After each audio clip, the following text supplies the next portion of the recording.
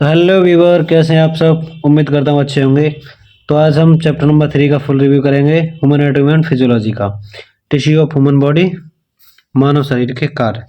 Friends, अगर video को पहली बार हो तो सब्सक्राइब बटन दबाना ना भूलें और एक प्यारा सा लाइक। फ्रेंड्स, लाइक करने से कुछ भी नहीं होता, हमें थोड़ा मोटिवेशन मिल जाता है। तो बिना देरी के स्टार्ट करते हैं वीडियो। टिश्यू यानी ऊतक। ऊतक ऐसी कोशिका तथा पदार्थ का समूह होता है जो किसी विशेष कार्य करने के लिए डेवलप होते हैं। तो आपको ऐसे इतनी हेडिंग लिखनी है। फिर क्लासिफिकेशन ऑफ टिश्यू यानी ऊतकों का वर्गीकरण। आकार, स्वरूप व कार्य के आधार पर ये 4 प्रकार के होते हैं। ये कौन कौन से होते हैं इन्हें समझते हैं। पहला होता है एपिथेलियम टिश्यूज, उपकला ऊतक। सेकंड होता है मस्कुलर टिश्यू मतलब पेशी ऊतक। और थर्ड होता है हमारा कनेक्टिव टिश्यू यानी संयोजी ऊतक।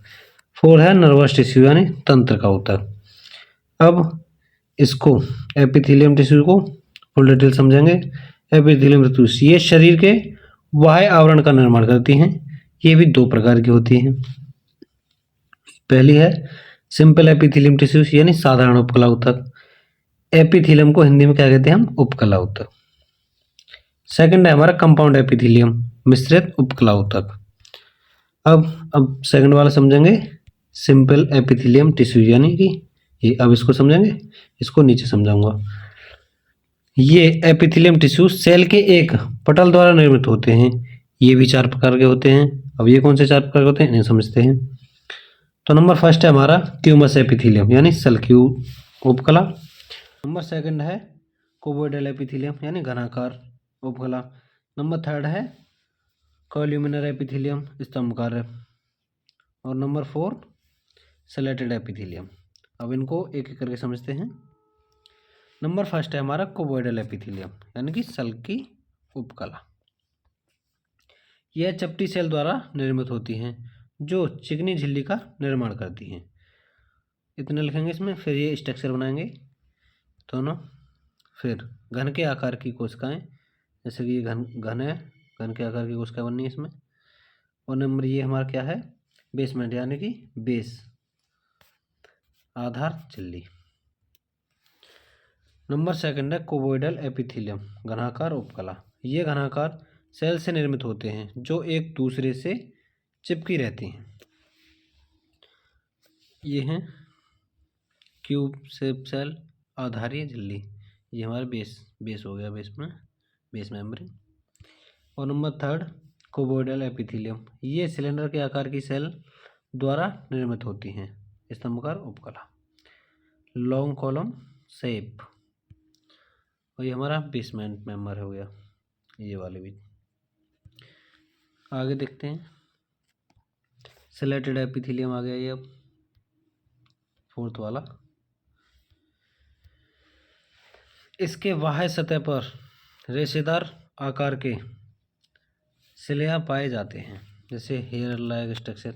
बॉडी पर थोड़े थोड़े बाल से पाए जाते हैं इसके। आगे बढ़े, यह है कम्युनल एपिथेलियम टिश्यू, ये बेस हो गया इसका, बेसमेंट मेम्ब्रेन।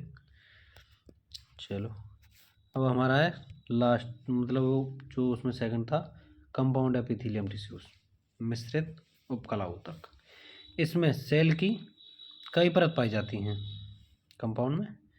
इसका कार्य नीचे स्थित संरचना की सुरक्षा करना है। ये 2 प्रकार के होते हैं। नंबर फर्स्ट, ये भी 2 प्रकार के होते हैं कंपाउंड। ये हमारा फर्स्ट है स्ट्रेट एपिथेलियम स्त्रीकृत उपकला, स्ट्रेट फील्ड एपिथेलियम। ये उन स्थानों पर पाए जाते हैं जहां टूट फूट अधिक होती है। और सेकंड वाला कौन सा है, ट्रांसलेशन एपिथेलियम यानी संक्रमणकालीन उपकला। ये नाशपाती के आकार के होते हैं। ये मुख्यतः यूरेट्रा या यूरिनरी ब्लैडर में पाए जाते हैं। क्लियर, बढ़े आगे। और नंबर आगे चलते हैं मस्कुलर टिश्यूज की ओर। संकुचन होने के कारण शरीर को गति प्रदान करते हैं। यह 3 प्रकार के होते हैं। कौन कौन से होते हैं इनको एक एक करके समझते हैं। नंबर 1 है हमारा वॉलेंट्री मस्कुलर टिश्यूज, रेखित पेशी ऊतक। नंबर सेकंड है स्मूथ मस्कुलर टिश्यूज, समतल पेशी ऊतक। और number third cardiac muscular tissues, हृदय में स्थित पेशी। अब इनको एक एक करके समझेंगे हम। चलो बढ़ते हैं। अब हमारा पहला है वॉलेंटरी मस्कुलर टिश्यूज, यह हमारी इच्छा अनुसार कार्य करते हैं, यह बेलनाकार होते हैं। क्लियर। सेकंड वाला स्मूथ मस्कुलर टिश्यूज, यह आंतरिक अंगों में पाई जाती हैं, ये अनैच्छिक होती हैं। Clear. Number third cardiac muscular tissues. Friends बहुत ही सिंपल भाषा में समझा रहा हूँ आपको मैं, ऐसा आपको पूरे यूट्यूब पर चैनल पर कोई नहीं दिखाएगा। सब थ्योरी रट्टा बड़ी बड़ी वीडियो बना के रख देते हैं, उनसे कुछ भी फ़ायदा नहीं है। आपको टॉपिक को समझना आना चाहिए, और टॉपिक टीचर समझ जाएगा तो आपको नंबर फुल रख देगा। कार्डियक में ये केवल हृदय में पाई जाती हैं, ये इंटरकार्डियक डिस्क का निर्माण करती हैं, इंटरकार्डियक डिस्क का निर्माण करती हैं। क्लियर। अगला हमारा नर्व टिश्यूज, ये टिश्यूज स्टिमुलेट के संदेशों को बॉडी के विभिन्न भागों तक पहुंचाने का कार्य करते हैं। फिर नर्व्स इन ऊतकों की इकाई होती है, न्यूरोलिया इन ऊतकों को आदान प्रदान करती है। क्लियर। आगे बढ़े। नर्व सेल तंत्रिका कोश, ये नर्व्स के बड़े भाग का निर्माण करती हैं। क्लियर। सेकंड पॉइंट इसमें हम लिखेंगे, यह तंत्रिका तंत्र को ग्राइमेटल का निर्माण करती हैं। आगे, यह ग्राह्य पदार्थ मस्तिष्क की परिधीवा स्पाइनल कॉर्ड के बाहरी भाग में जनरल के रूप में पाए जाते हैं। अब हम इसका नर्व्स का स्ट्रक्चर बनाएंगे। नीचे ये है हमारा नर्व्स का स्ट्रक्चर, ये है डेंड्रिस, ये बाहर वाले हैं, ये सभी डेंड्रिस हैं, ये सेल मेम्ब्रेन है बीच में, ये पूरा स्ट्रक्चर है। इसको आप बना लेना, स्क्रीनशॉट भी ले सकते हो आप। ये आगे बढ़े। टिश्यूज, ये 4 प्रकार के होते हैं, कनेक्टिव का संयोजी ऊतक कहते हैं इन्हें हिंदी में। नंबर फर्स्ट है हमारा लूज कनेक्टिव टिश्यूज, ढीले संयोजी ऊतक।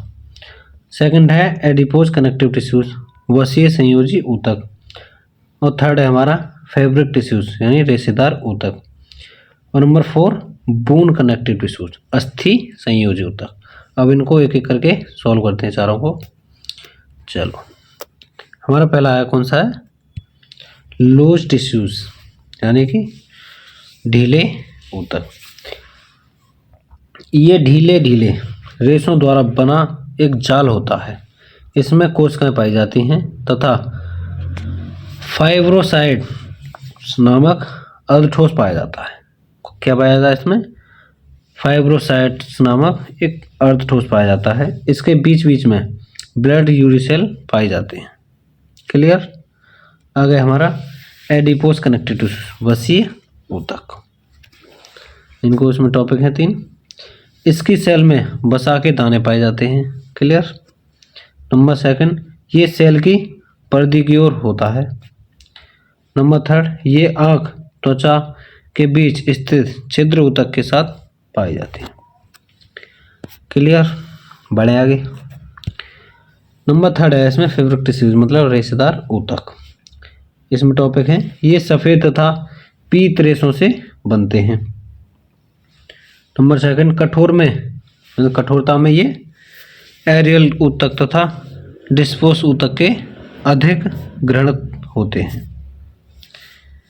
नंबर थर्ड है, ये स्किन स्टैंडर्ड तथा लिगामेंट में पाए जाते हैं। नंबर 4, लिगामेंट रेखीय ऊतक से ही बना होता है। क्लियर। अगला है हमारा बोन टिश्यूज यानी अस्थि ऊतक। नंबर 1, बॉडी में पाए जाने वाला ब्लड संयोजी ऊतक। नंबर 7, बोन एक विशेष रेशेदार ऊतक से बनी होती है। ये और थर्ड है हमारा, यह कंकाल तंत्र का निर्माण करती है। इसके विभिन्न भाग हैं, इसके भी अलग अलग भाग हैं। नंबर 1 है पेरिटियम अस्थि झिल्ली, बोन मैरो अस्थि मज्जा, कॉम्पैक्ट बोन सघन अस्थि और स्पॉन्जियस बोन रेशेदार अस्थि। अब इनको एक एक करके नीचे समझाऊंगा मैं। नंबर 1 है हमारा पेरिटियम अस्थि मज्जा झिल्ली।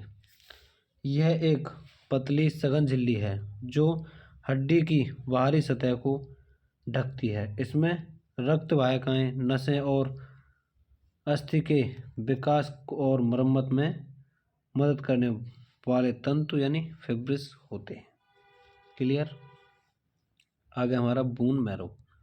बोन मैरो में क्या होता है हमारे, मतलब हमारे जो रेड ब्लड सेल्स हैं उनका निर्माण होता है। तो समझाएं, यह शरीर के भीतर पाए जाने वाला नर्म स्पंजी ऊतक है। इसमें दो प्रकार के होते हैं, एक रेड ब्लड सेल्स होती हैं, एक हमारी वाइट ब्लड सेल्स होती हैं। तो नंबर 1 लाल अस्थि मज्जा यानी रेड ब्लड सेल्स। यह रक्त कोशिकाएं यानी लाल रक्त कणिकाएं, सफ़ेद रक्त कणिकाओं और प्लेटलेट्स के निर्माण में मदद करता है। और हमारा पीला अस्थि मज्जा, यह वसा का भंडारण करता है। क्लियर। यदि कोई डाउट हो तो आप कांटेक्ट पूछ सकते हैं मुझे, नीचे कांटेक्ट नंबर दे रखा है, व्हाट्सएप पर चैट करो या फिर हमारे टेलीग्राम चैनल पर चलो या फिर कमेंट बॉक्स में कमेंट कर दो, मैं उस पर सेपरेट वीडियो बना दूंगा। कॉम्पैक्ट बोन, यह हड्डी की ठोस और घनी बाहरी परत है। यह हड्डी की ताकत और सहारा प्रदान करती है और उसे टूटने से बचाती है। 4 है हमारा स्पंजी बोन। यह क्या काम होता है इसका, यह हड्डी का छिद्रयुक्त और हल्का हिस्सा है जो हड्डी के अंदर पाया जाता है। इसमें अस्थि मज्जा होती है और यह हड्डी को लचीला और हल्का बनाता है। फ्रेंड्स, वीडियो आपको अच्छी लगी हो तो एक लाइक अवश्य करें।